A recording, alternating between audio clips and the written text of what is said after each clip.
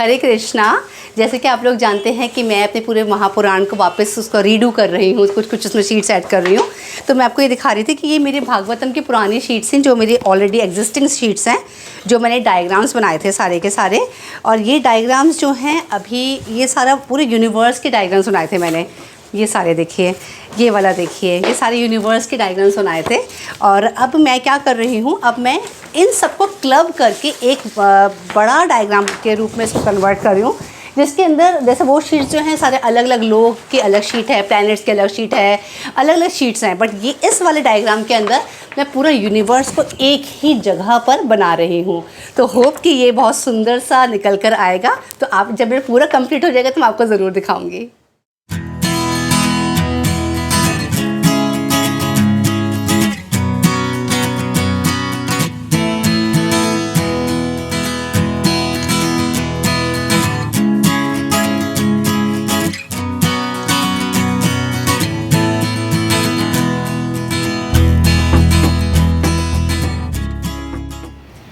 बहुत ही सुंदर डायग्राम बनकर आया है। आई एम सो हैप्पी कि आज मैंने इस डायग्राम के अंदर वो सब कुछ दिखा दिया है जो मतलब मेरे को बहुत ज़्यादा विजुलाइज करना पड़ा, क्योंकि भागवतम के अंदर बहुत सारे लोगों के बारे में, द्वीपों के बारे में, प्लैनेट्स के बारे में, मतलब इतना बड़ा ब्रह्मांड है, उसकी डायमेंशंस हैं, उसकी दूरियां हैं आपस में, कौन किससे कितना दूर है।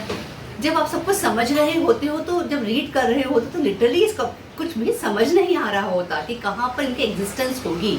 और उस चीज़ को आज मैंने एक बड़े से चार्ट पेपर पर एक डायग्राम के द्वारा समझाने की कोशिश करी है। और ये एक चार्ट पेपर नहीं, 2-3 चार्ट पेपर पहले ख़राब हुए हैं, उसके बाद फिर ये फाइनल आउटपुट आया है। तो इसके अंदर मैंने सब कुछ शो करा है। और इसके अंदर सबसे अच्छी बात यह है कि इसके अंदर मैंने जो भगवत गीता में और महापुराण दोनों में ही बता रखा है कि कोई भी जो योगी होता है, जो सारे जीवन भर भगवान को याद करता है, तो अंत समय में उसको मोक्ष की प्राप्ति क्या होती है, कौन कौन से रास्ते से होते हुए भगवान के धाम पहुंचता है, तो उसको भी मैंने इस डायग्राम के अंदर दर्शाया है। तो ये मैं आपको डायग्राम दिखाती हूँ कि कैसा बना है। ये देखिए, ये पूरा डायग्राम बन गया है। और इसके अंदर मैंने यहाँ पर सारे ये प्लैनेट्स का दिखाया है। और जैसे महापुराण में बताया था कि सूर्य का एक सुमेरु पर्वत पर है, दूसरा ऊपर पुष्कर द्वीप पर, जहाँ पर ब्रह्मा जी की पुरी है, वहाँ पर मानसोत्तर पर्वत है, तो उस पर है। यहाँ पर मैंने छोटी छोटी सी फ़ोटोज़ भी लगाई हैं भगवान की कि कौन से भगवान किस धाम में रहते हैं। जैसे यहाँ पर विष्णु भगवान का लोक है, वैकुंठ लोक है, तो यहाँ विष्णु भगवान की फ़ोटो है। उसके बाद सारे जितने भी ऊपर के लोक हैं, ये शिव पुराण में दे रखा है कि वैकुंठ लोक के ऊपर शिव जी के अलग अलग लोक हैं। तो मैंने उसको भी इसी में क्लब करके उसको भी दिखाया है। और साथ में यहाँ पर अतल, वितल, सुतल, तलातल, महातल, रसातल, पाताल, फिर नीचे संकर्षण भगवान दिखाए हैं छोटे से इस पिक्चर के अंदर। यहाँ पर पाताल में नाग दिखाए हैं। और इसी प्रकार से यहाँ पर यहाँ से जो जितने भी द्वीप जा रहे हैं, ये सारे द्वीप दिखाए हैं, जिसके अंदर पलक्ष, शाल्मली, कुश, कौंच, शाक करते करते भगवान ब्रह्मा जी का लोक आता है। तो इस तरीके से ये सारे लोक हैं। ध्रुव लोक दिखाए हैं, सप्तऋषि दिखाए हैं, और महर लोक, जन लोक, तपोलोक, ये सारे लोगों का पूरा मैंने यहाँ पर दिखाया है कि किस प्रकार से है। और एक चीज़ जो मैं आपको ये बता रही थी, इन सब की डिस्टेंस मैंने बताए हैं, सारे लोगों का डिस्टेंस कितना कितना है, नीचे के पाताल लोक वगैरह जो हैं।